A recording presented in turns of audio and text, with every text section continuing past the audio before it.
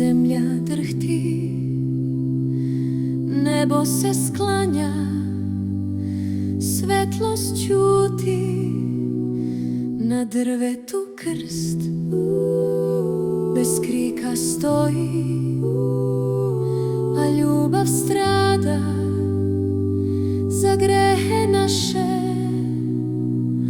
Oprosti nama, Gospode blagi, dok te izdaju sne i ruke. U senci krsta stojimo slabi, a ti nas ljubiš i trpiš muke.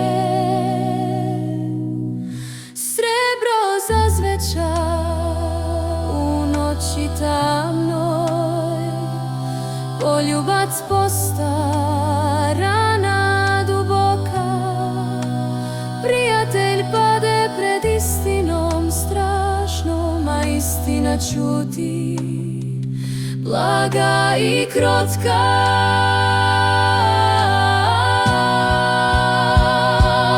Oprosti nama, Gospode blagi, dok te izdaju, dok ti sude.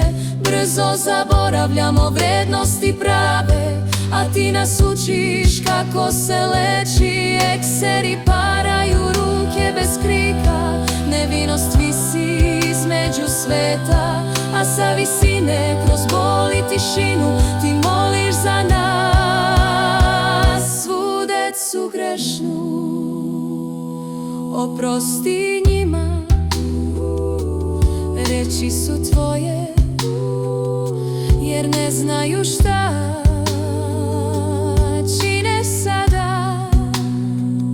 U toj molitvi svet se lomi i rađa nada, iz tvog bola i stradanja. I dok se tama nad zemljom širi posljednji dan, u tišinu tone,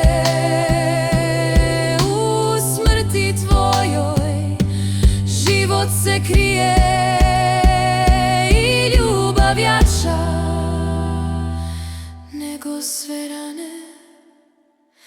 Nauči nas da praštamo, Gospode, kad srce boli i duša strepi, da budemo blagi kao ti tada na Veliki petak, kad greh se prašta,